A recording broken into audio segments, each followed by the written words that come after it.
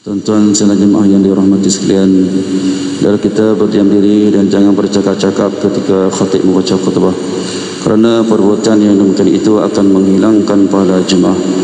Qala Rasulullah sallallahu alaihi wasallam, "Idza qulta li sahibika wal imam yakhutubu yawm al-jum'ah, ansit faqad lawaz." Rawahu al-Bukhari wa Muslim an Abi Hurairah radhiyallahu anhu.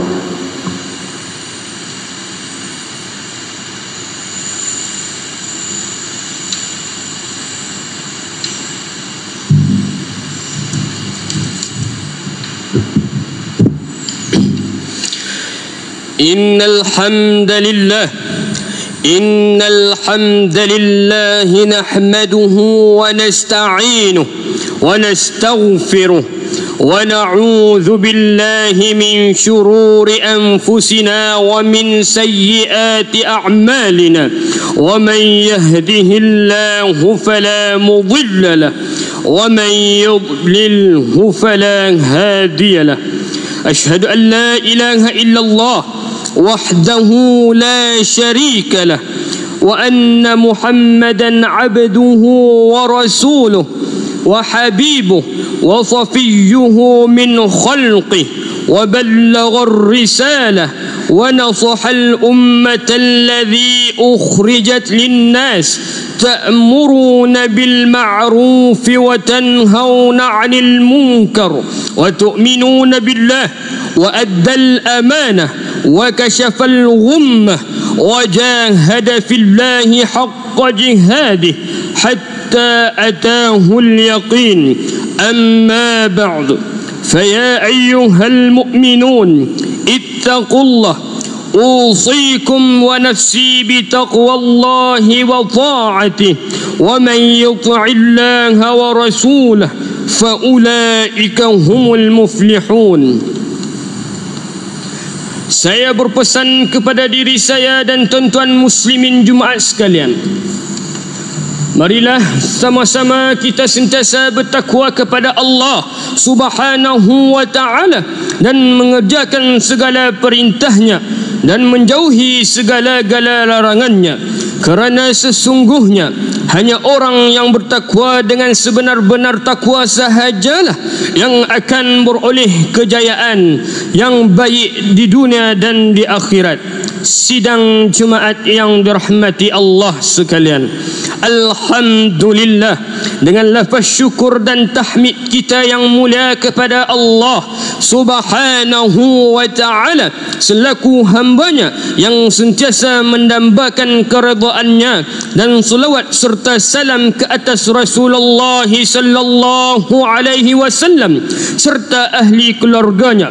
Pada tahun ini dapat lagi umat Islam di Malaysia dan seluruh pelosok dunia Islam merasai nikmat dan rahmat di dalam bulan Ramadan yang mulia ini. Selepas setahun ia meninggalkan kita dan menyepi, kini bulan Ramadan datang kembali. Maka sesungguhnya orang yang di dalam dirinya ada kemanisan iman dan Islam dan sentiasa beramal soleh dengan hati yang ikhlas akan sentiasa ternanti-nanti dan menunggu dengan penuh harapan dan doa agar dipanjangkan umur untuk dipertemukan dengan bulan Ramadan yang mulia ini.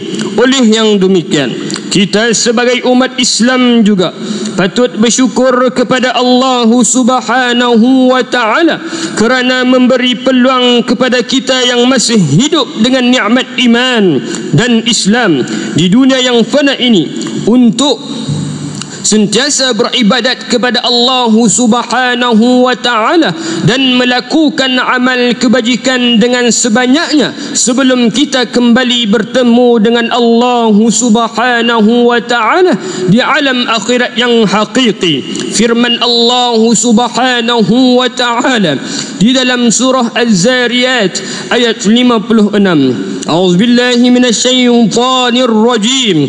Wa ma khalaqatul jinna wal insa illa liya'budun. Maksudnya, tidak aku ciptakan jin dan manusia melainkan supaya beribadat kepadaku. Muslimin yang dikasihi Allah Subhanahu wa ta'ala sekalian, Seperti yang kita sedia maklum, bulan Ramadan adalah di antara bulan-bulan Islam yang mulia. Di bulan ini terdapat rahmat dan peristiwa-peristiwa penting di era kemunculan Islam dan kegemilangan yang dibawa oleh Rasul junjungan besar kita Nabi Muhammad sallallahu alaihi wasallam dalam menyampaikan dakwah Islam yang syumul kepada seluruh masyarakat Islam agar kembali kepada agama Islam yang diridai Allah Subhanahu wa ta'ala.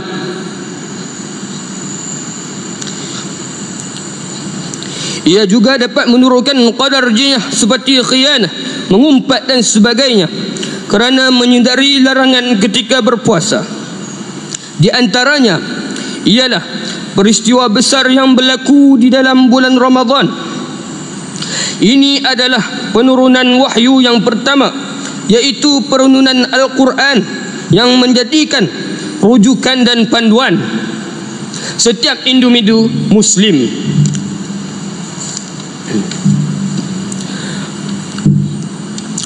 Menjadi panduan setiap individu Muslim dalam sejarah Islam yang berlaku di Gua Hira.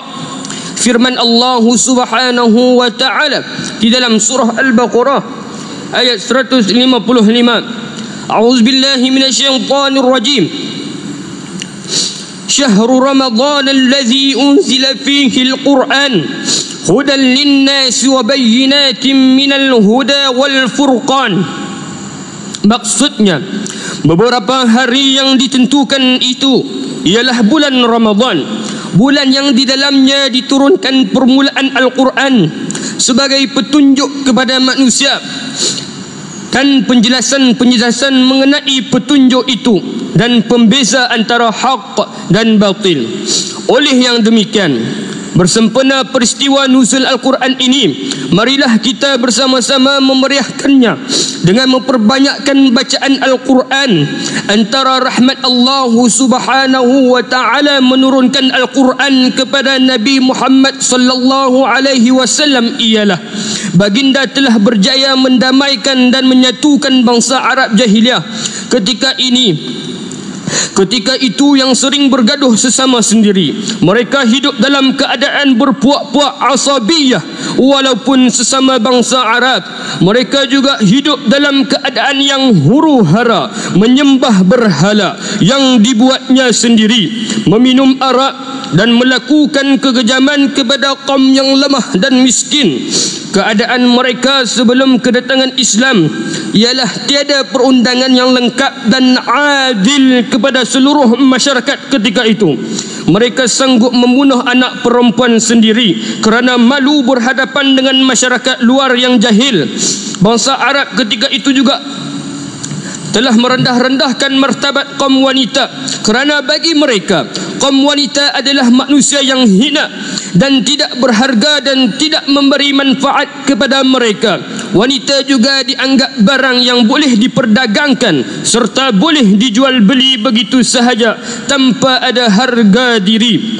Tetapi apabila Islam datang, maka Islam telah menghapuskan perundangan yang zalim dengan meletakkan satu syariat yang adil dan saksama. Islam juga telah meninggikan martabat kaum wanita serta menyemarakkan dan menyeramatakan kasih sayang dan keadilannya.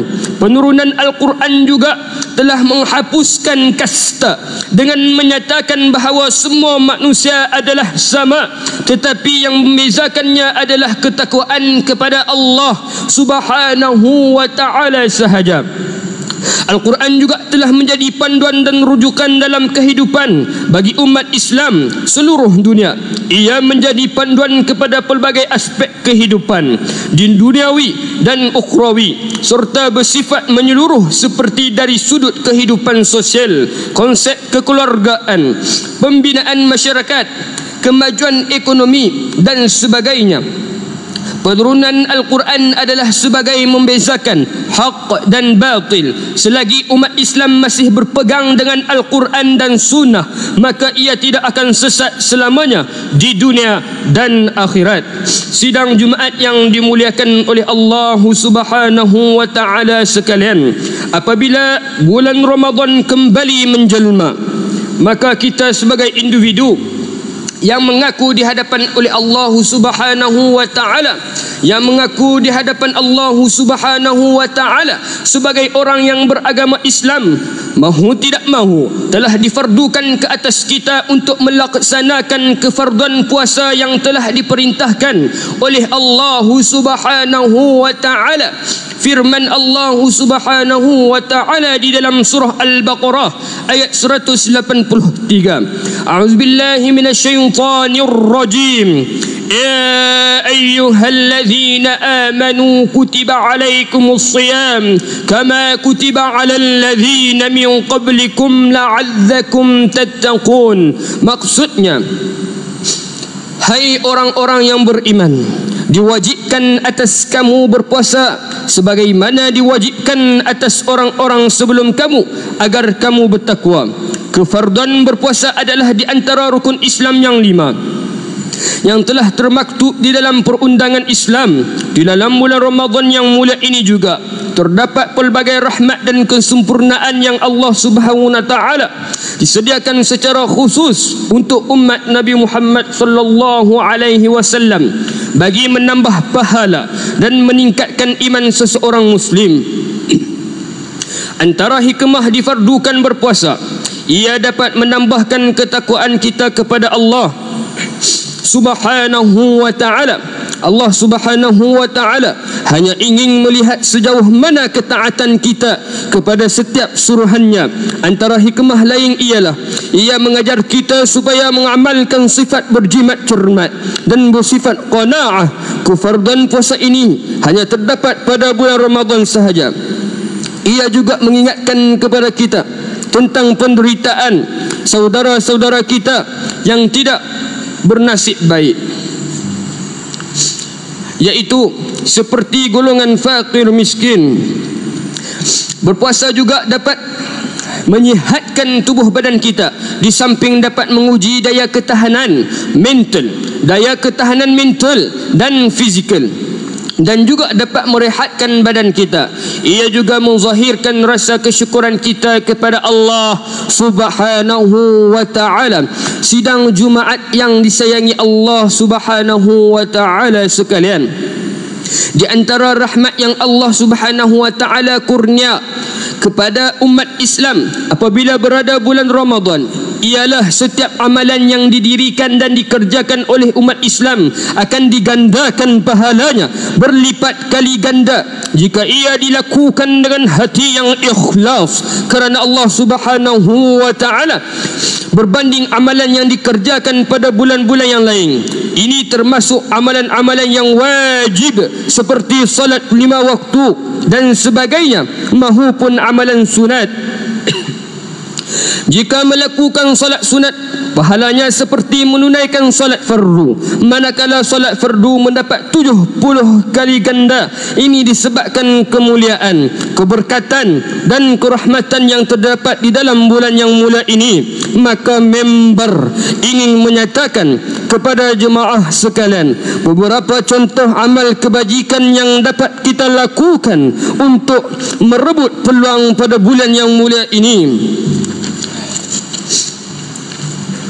Antaranya ialah menyediakan juadah makanan kepada kaum muslimin dan muslimat untuk berbuka puasa, terutamanya kepada golongan yang tidak berkemampuan seperti fakir miskin. Selain itu juga pada waktu ini kita sebagai umat Islam digalakkan untuk memperbanyakkan sedekah dan amal jariyah yang akan memberi manfaat kepada kita di akhirat kelak.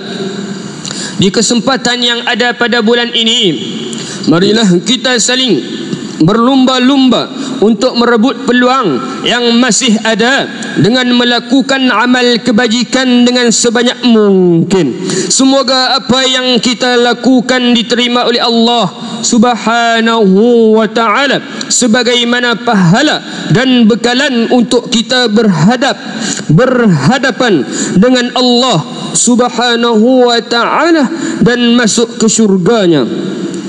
Ikhwatul iman wal Islam,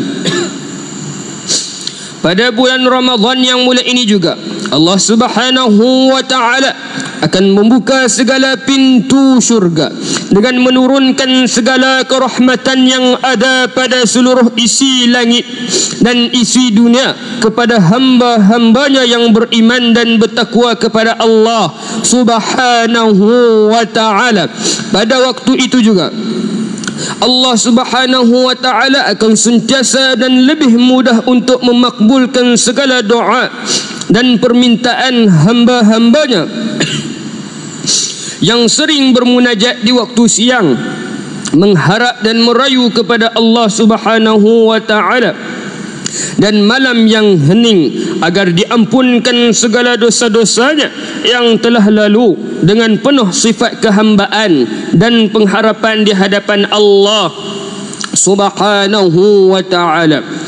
Mereka juga hendaklah sentiasa berusaha dan tidak berputus asa kepada Allah Subhanahu wa ta'ala dengan bersikap optimis kepadanya dan sentiasa beristiqamah di dalam ibadat.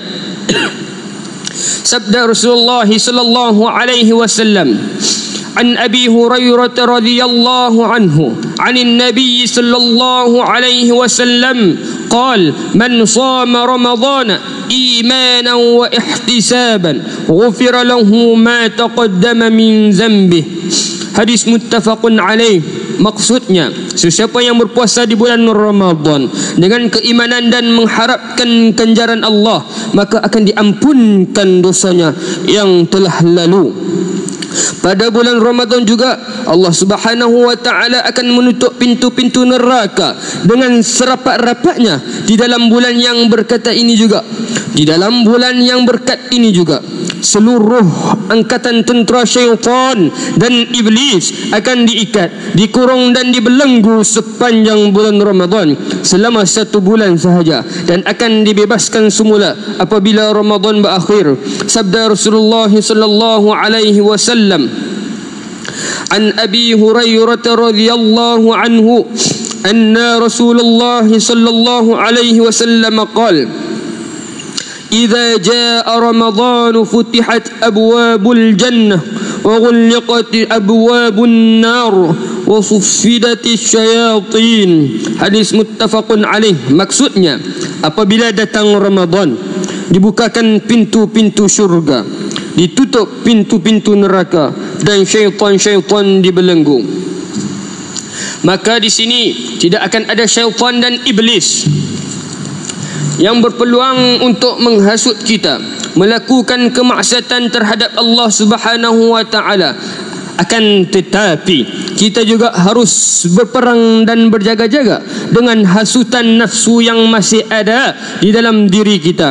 Maka yang demikian dapatlah kita melihat betapa istimewanya bulan Ramadan ini, dan kita seharusnya berusaha untuk melipat gandakan amalan mulia dan sentiasa memohon keampunan dirinya dan sentiasa memohon keampunan darinya. Sidang hadirin Jumaat sekalian, dalam bulan Ramadan juga terjadi satu peristiwa agung yang telah termaktub di dalam Al-Quran, yaitu peristiwa malam Lailatul Qadar.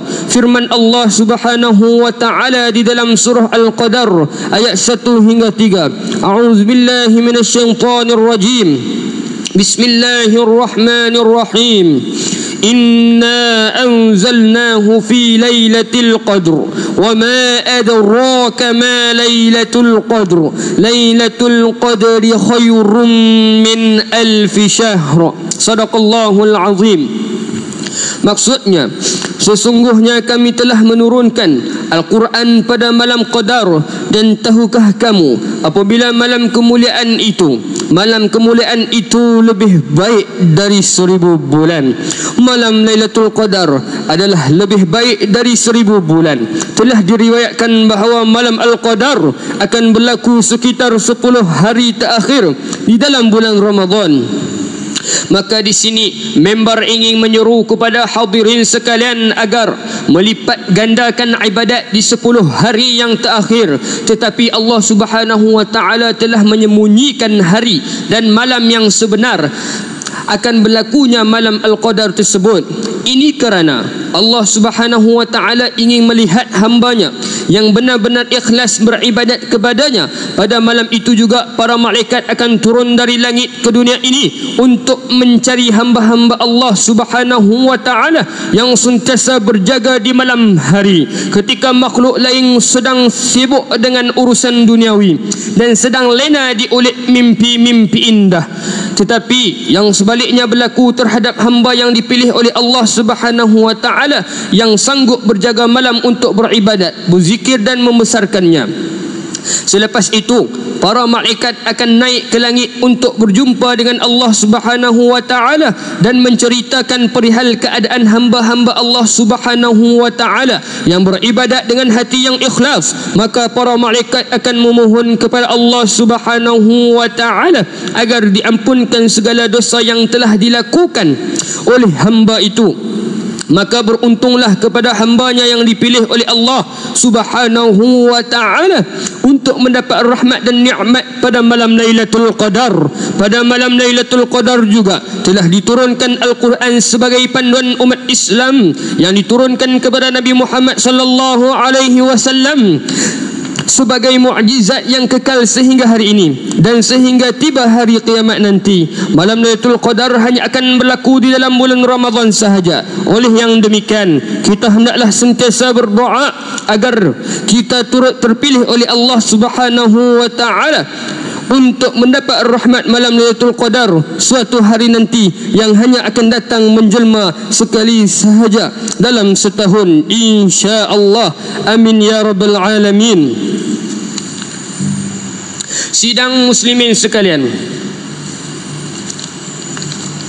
pada bulan Ramadan juga dengan rahmat dan kasih sayang daripadanya, Allah Subhanahu wa ta'ala telah mensyariatkan kepada seluruh umat Islam yang masih hidup di dunia ini agar mengerjakan dan mendirikan solat sunat tarawih pada malam harinya. Solat tarawih hanya sah didirikan pada waktu malam selepas solat Isya. Ia hanya boleh dilakukan sepanjang bulan Ramadan sahaja. Hukum melaksanakan solat tarawih adalah sunat muakkad, iaitu perkara-perkara sunat yang dituntut untuk dikerjakan. Solat tarawih ini juga pernah dilaksanakan oleh Nabi Muhammad sallallahu alaihi wasallam dan seluruh umat Islam terdahulu. Oleh kerana solat tarawih hanya terdapat di dalam bulan Ramadan sahaja, kita digalakkan untuk meningkatkan ibadat kita kerana solat tarawih ini mempunyai fadilat yang tersendiri. Selain itu juga kita dapat memeriahkan dan mengimarahkan masjid di samping menguatkan ukhuwah Islamiah sesama kita. Sidang Jumaat sekalian, akhirnya mimbar sekali lagi ingin menegaskan dan menekankan bahawa pada bulan Ramadan itu terdapat banyak rahmat, berkat dan fadilat yang Allah Subhanahu wa ta'ala kurniakan kepada hambanya yang berpuasa dengan hati yang ikhlas. Kita hendaklah sentiasa berdoa kepada Allah Subhanahu wa ta'ala agar setiap apa yang kita lakukan setiap hari di dalam bulan Ramadan diterima oleh Allah Subhanahu wa ta'ala, dikira sebagai ibadat dan diberi ganjaran pahala di sisinya. Kita berdoa dan berharap agar dipanjangkan umur di dalam keadaan iman dan Islam untuk bertemu dengan bulan Ramadan yang mulia ini pada tahun-tahun yang akan datang biiznillah. آمين. بارك الله لي ولكم في القرآن العظيم ونفعني وإياكم بما فيه من الآيات والذكر الحكيم وتقبل مني ومنكم تلاوته إنه هو السميع العليم. أقول قولي هذا وأستغفر الله العظيم لي ولكم ولسائر المسلمين والمسلمات والمؤمنين والمؤمنات فاستغفروه فيا فوز المستغفرين ويا نجاة التائبين. اللهم صل وسلم زد وأنعم وأنعم وتفضل وبارك بجلالك وكمالك على زين عبادك وأشرف عبادك أبي القاسم سيدنا ومولانا محمد وعلى آله وصحبه وسلم رضي الله تبارك وتعالى عن كل الصحابة أجمعين.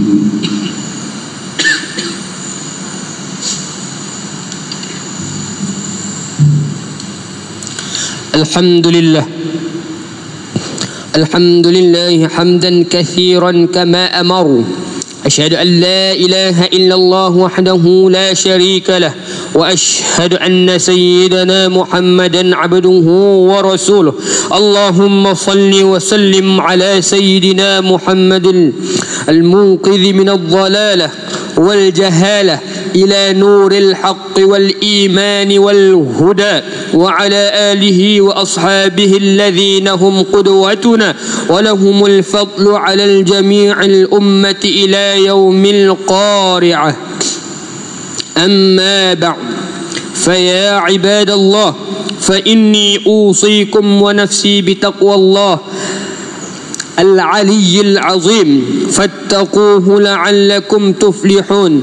اتقوا الله من سماع اللغو وفضول الخبر، وانتهوا عما نهاكم عنه وزجر. فقال الله تعالى: أعوذ بالله من الشيطان الرجيم: يا أيها الذين آمنوا اتقوا الله ولتنظر نفس ما قدمت لغد واتقوا الله إن الله خبير بما تعملون.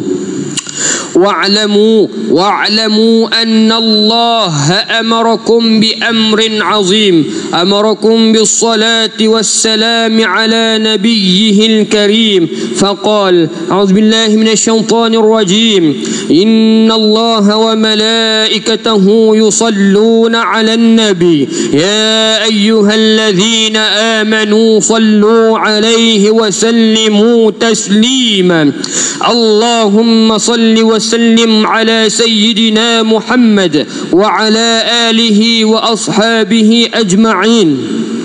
وارض اللهم عن الخلفاء الراشدين ساداتنا أبي بكر وعمر وعثمان وعلي، وعن بقية الصحابة والقرابة والتابعين ومن تبعهم بإحسان إلى يوم الدين.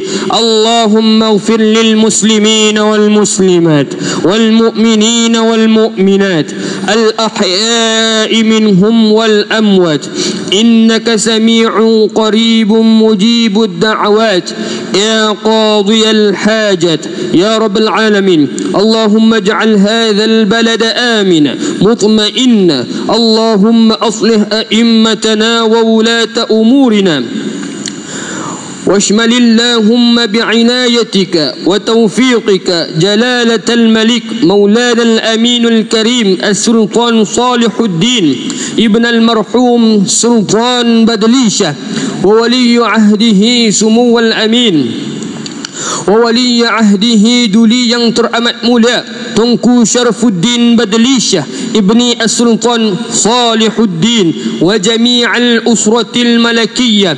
Allahumma waffiqhum lissadad wa aslih bihimul ibad wal bilad waj'al at-taqwa lahum khayr razad. Innaka ra'ufur rahimun jawad ya latifan bil ibad ya arhamar rahimin. Ibadallah, إن الله يأمر بالعدل والإحسان وإيتاء ذي القربى وينهى عن الفحشاء والمنكر والبغي يعظكم لعلكم تذكرون.